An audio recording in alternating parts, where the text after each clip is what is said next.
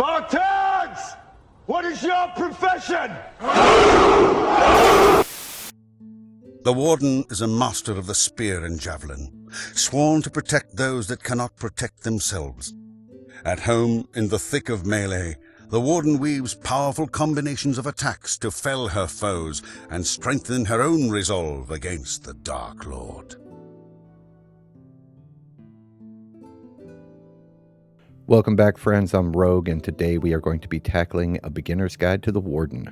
This one-man army is a solo specialist and fellowship insult to injury in all solo and group content, but before we get too deep, I want to say thank you to all the new and returning subscribers.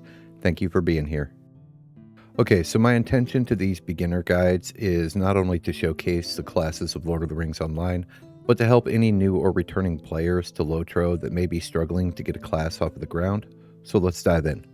Okay, so 4 of Middle-earth's races can become the Warden, and before I go over them, remember that this is a flavor choice, and all races are viable for any stitch of content within Lotro. My advice, shoot for the fun to play and not the meta play. That being said, let's take a closer look, shall we? The Human. You could be a wandering Rohirrim veteran who has sworn an oath to keep the lands of your forefathers safe from the grip of evil. A sellsword mercenary whose destiny is yet to unfold. Or maybe you just want to cosplay as Dr. Disrespect with a spear. Why is there no fucking audio? Regardless, the Human is a fine choice for the Warden and begins with plus 15 to Fate, minus 7 to Will, plus 5% healing received, and plus 15 to Might.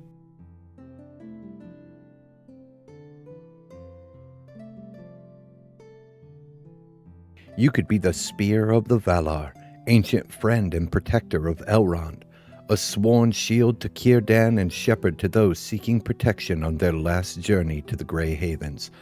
Or Santa's secret weapon. The High Elf is a fantastic choice for Warden and begins play with minus 7 to Will, minus 7 to Fate, plus 20 to maximum morale or hit points, and plus 60 non-combat hit point regeneration. You may be a wild elf of Mirkwood whose spear is feared by the children of Ungoliant, or the spear of Lothlorien and guardian to the realm of Galadriel. Or maybe you just want to have pointy ears and a god complex. Regardless, the elf will send creatures back to the shadow with ease and begins with minus 20 maximum hit points, minus 60 non-combat HP regen, plus 15 to agility, minus 7 to fate, and plus 1% to both disease and poison resistance. And finally, the Hobbit. You could be the Spear of the Tooks, a sheriff who patrols the Buckleberry Ferry, keeping the lands of your kin safe.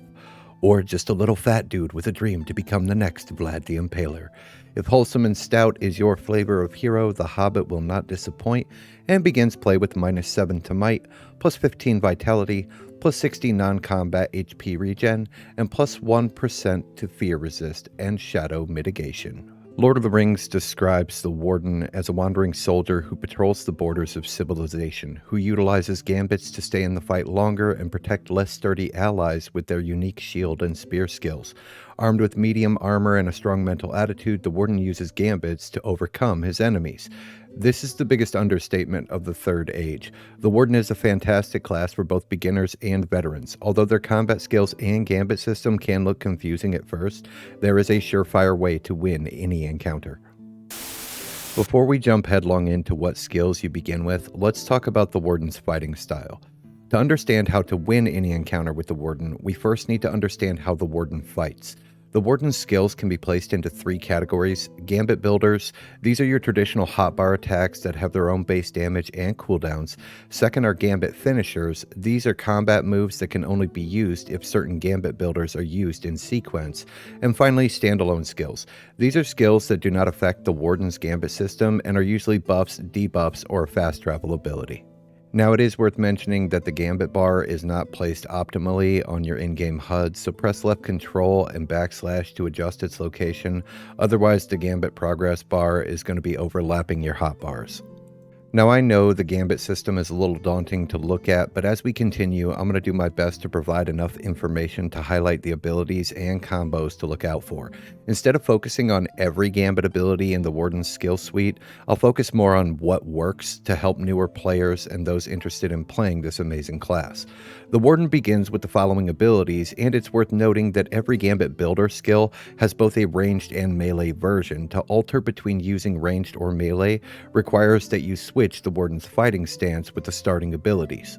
Into the Fray. This is your melee stance for close combat encounters, or Assailment. This changes your stance to ranged and requires that you have a javelin to perform ranged combat abilities. You gain both of these at first level and can freely switch between them even in combat, although they do have a 4-second cooldown. Gambit. This is your primary combat ability, and I suggest that you place it on an easy to access hotbar slot because you're going to be using it in every fight. Upon creating a Warden, you are given a note in your inventory explaining how Gambit works, but it can be a little confusing presented as a text dump. For me, it is easier to view Gambit as more of a combo finisher than an actual skill. This is because Gambit changes based on what builder skills you have used. There are 3 types of Gambit builders, and to keep it simple, we will call them Spear, Shield, and Fist. These icons appear on your Gambit bar based on what builder skills you have used in any given fight. So let's talk about the starting Gambit builders. Now the Warden has almost duplicate abilities in both ranged and melee Gambit builders and finishers, and although I prefer melee skills and it was the focus of my playstyle for the Warden class, just remember that there is also a ranged version of all of these abilities for both Gambit builders and finishers that can be achieved in the exact same manner. Your starting Gambit builders are Quick Thrust and Quick Toss. These skills are a fast jab of your melee weapon or ranged weapon and deal moderate damage to one enemy on a 1-second cooldown, and add a spear icon to your Gambit bar. Shield Bash and Behind the Shield.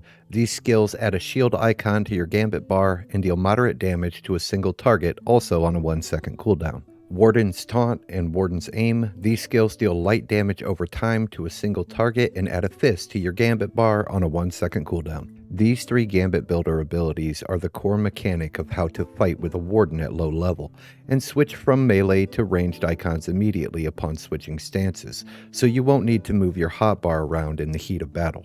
You also gain a standalone skill at first level, Mark Target. This is a 30-meter range debuff that lowers the target's physical mitigation, a nice little debuff on an 18-second cooldown. Now for the Gambit finishers. Depth Strike requires 2 spear icons. This is achieved by using Quick Thrust twice in a row. Depth Strike deals decent damage to a single target, and like many Gambit finishers, offers potency, but that doesn't come into play until level 40, so forget about potency for now. This finisher sits on a 1-second cooldown. The Boot requires a spear, then shield icon to perform. This finisher is achieved by using Quick Thrust, then Shield Bash in that order. The Boot is a kick attack that interrupts any induction skill. That's a skill with a casting time that deals moderate damage to a single target on a 1-second cooldown. Offensive Strike requires a spear and fist icon. To gain this finisher, use Quick Thrust followed by Warden's Taunt. This skill performs a double attack in melee or a heavy attack at range depending on your stance, providing suppression which lowers the target's incoming healing to the target at ranged, or a damage over time to the target and a heal over time to the Warden if used in melee. This skill does good damage regardless of stance and sits on a 1-second cooldown. Defensive Strike requires a shield plus shield icon to perform. To use this skill, simply Shield Bash the target twice in a row. This finisher is a low damage Shield Bash to a single target that provides a bonus to your passive block rating and has a 1-second cooldown. Persevere needs a shield then spear icon. This finisher is achieved by using Shield Bash followed by Quick Thrust. Persevere damages a single target and heals the Warden initially and applies a heal over time every 3 seconds for 9 seconds on a 1-second cooldown. This skill alone can get you through every fight at low level. Impressive Flourish requires a shield then fist icon to perform. This finisher can be obtained by using Shield Bash followed by Warden's Taunt and deals light damage over time to a single target and boosts the Warden's defenses on a 1-second cooldown. This is a good opener attack for boss encounters at low level. And finally, Goad. This finisher requires 2 fist icons. To achieve this finisher, simply Warden's Taunt twice in a row. Goad can hit up to 5 targets in a 6-meter radius and deals light damage to all of them every every 4 seconds for 24 seconds on a 1 second cooldown. Okay, that's a lot to digest for the level 1 Warden, so let's break it down to what works best. The solution to this is very easy and will turn you into a one-man fellowship for most, if not all, of the low-level content. For me, the Warden class is Middle-earth's secret weapon. You are the ultimate tactical fighter capable of tackling any encounter so long as you know how to gambit. So let's learn how to gambit, shall we? Real quick, let's set up your hotbar for easy use. Slot 1, Shield Bash. Slot 2, Quick Thrust. 3, Warden's Taunt. I use a Razer mouse and my thumb rests on the 7 key, that's why Gambit is there. Be sure to place the Gambit on an easy to reach button because you're going to be using it in every fight. Okay, rotation time. Victory in almost any fight is won with 2 simple Gambit finishers, Goad and Persevere, typically in that order. So in all fights, start by Warden's taunting your target twice, then Gambit to Goad, so all enemies are taking damage over time. Then Shield Bash, followed by a Quick Thrust and Gambit again to use Persevere, giving your Warden an initial heal and heal over time. So to break it down a little further, if your hotbar is set the same as mine, you'll 3, Gambit, 1, 2, Gambit again. If your health starts to get low, 1, 2, and Gambit again to refill your morale or HP. This simple formula will kill everything you encounter, and once you have it down, you can pull insane amounts of enemies for easy deeding or just XP grinding. I recommend practicing this on single target enemies and smaller groups to get used to the rotation before tackling half the zone. But I believe in you and you'll be crushing 10 to 15 enemies at a time in no time. This is the foundation of a low-level Warden's combat. As you level, the rotation will change slightly to maximize your potential damage output, but you can always fall back on this basic rotation to keep your Warden alive in most fights. Okay, let's get some levels, shall we? At 6th level, you gain Hampering Javelin. This is a standalone skill with a 30-meter range that deals moderate damage and lowers the target's run speed by 30% for 20 seconds and sits on a 20-second cooldown. This is nice for pulling enemies at low level. You are also applicable to select a specialization at 6th level, and I recommend the blue tree. This is the tank spec for the Warden class and offers bonuses to your healing potency, physical and tactical mitigation, overall morale or HP, and bonuses to your stacking block, parry, and evade Gambit builders to a max of 6%. Finally, you gain access to the Warning Shot standalone skill. Warning Shot has a range of 30 meters and deals moderate damage and lowers the target's outgoing damage by 5% on a 10-second cooldown. Pairing this with Hampering Javelin is a nice way to chunk a tougher enemy from ranged before engaging in melee combat. Upon reaching 7th level, you gain access to your first trait point.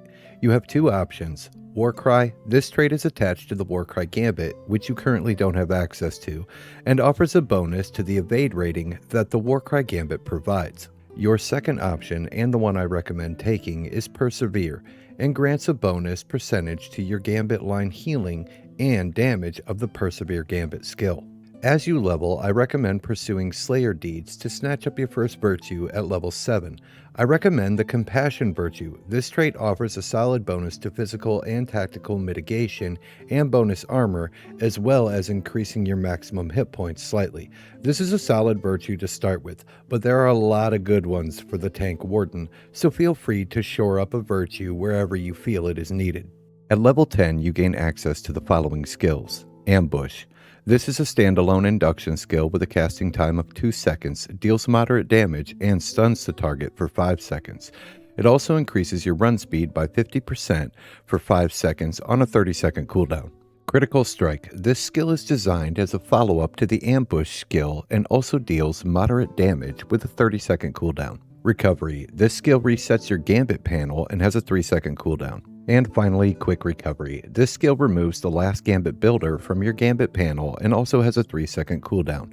These skills are for when you make a whoopsie in combat against a boss or larger group of enemies. Upon reaching 12th level, you receive another Gambit finisher, Precise Blow or Throw if ranged. This Gambit finisher requires a fist, then spear to execute, and deals damage to a single target and light damage to them every 4 seconds for 24 seconds. This is a nice dot damage skill to apply alongside your other dots to bring a boss or stronger enemy down faster. At 13th level, you gain yet another Gambit finisher, Warcry. To use this finisher requires a fist followed by a shield. This fantastic finisher can be stacked with Goad to hit up to 10 targets with good initial damage and deals light damage every 4 seconds for 24 seconds. Upon reaching 14th level, you gain 2 more standalone skills. Careful Step.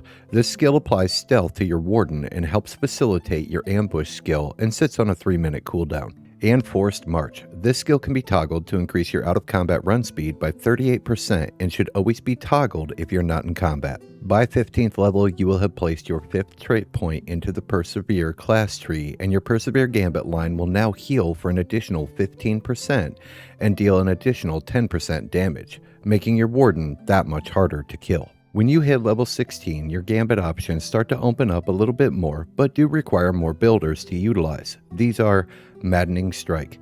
This finisher requires a shield, then fist, then shield again to use, and deals bonus damage if used immediately after the Impressive Flourish Gambit finisher, and also adds bonuses to your Warden's defenses. Conviction. This is an amazing heal finisher, but does require a considerable Gambit builder of shield, fist, and finally shield. This Gambit boosts your defenses and offers a substantial initial heal, followed by a heal over time every 3 seconds for 9 seconds, and it stacks with your Persevere Gambit. It is also worth mentioning that this skill is the 3rd finisher in the Impressive Flourish Gambit line, and to use it to its maximum potential requires that you first Impressive Flourish, then Maddening Strike, and finally Conviction. That's a lot of shields and fists, and to be honest, I never had to do this, but the option is there if you so choose. And finally, Surety of Death. This Gambit finisher requires a fist, then shield, fist again, and finally another shield, and deals good initial damage and can strike up to 6 targets in a 6-meter radius. It also deals light damage over time every 4 seconds for 24 seconds, and finally adds to your evasion rating. This is yet another strong dot to add to your arsenal, and stacks with all your other Gambit dots, making this yet another boss killer Gambit.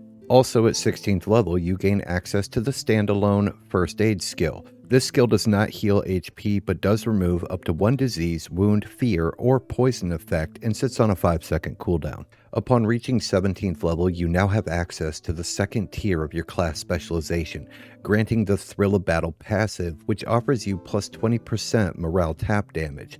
This applies to any skill that deals damage to the enemy and heals you. You also have 2 options at this tier. Warden's Challenge, which becomes the Defiant Challenge skill. This is a standalone skill that forces up to 10 nearby enemies to attack the Warden, and reflects a portion of any common fire or shadow damage back towards the attacker for 30 seconds with a 30-second cooldown. Your second choice is Careful Shield. This passive adds a boost to your Persevere Gambit finisher's block rating. Personally, I went with Defiant Challenge due to the nature of the skill being an area of effect taunt for group content and escort quest, and the reflective damage when pulling an entire room and having free damage at the click of a button. At 18th level, you gain Power Attack. This is another Gambit finisher that requires a spear, then shield, and finally a fist.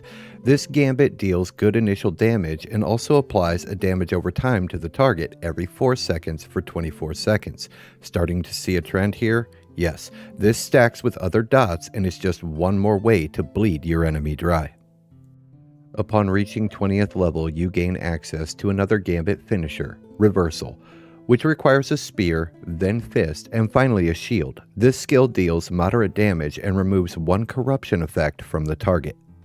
You also receive Diminished Target. This standalone skill deals range damage at 30 meters and reduces the target's tactical mitigation by 5% and sits on an 18-second cooldown. Steadfast is another standalone skill that removes daze, stun, and fellowship maneuver stunts, recovers from being knocked down but not from dread or full immobilization, and sits on a 1-minute cooldown. And finally, Shield Slam. This standalone skill deals moderate damage and interrupts inductions and sits on a 20-second cooldown. At this point, your Warden is a killing machine, a solo specialist that is capable of taking on large numbers of enemies at a time without ever losing over half health.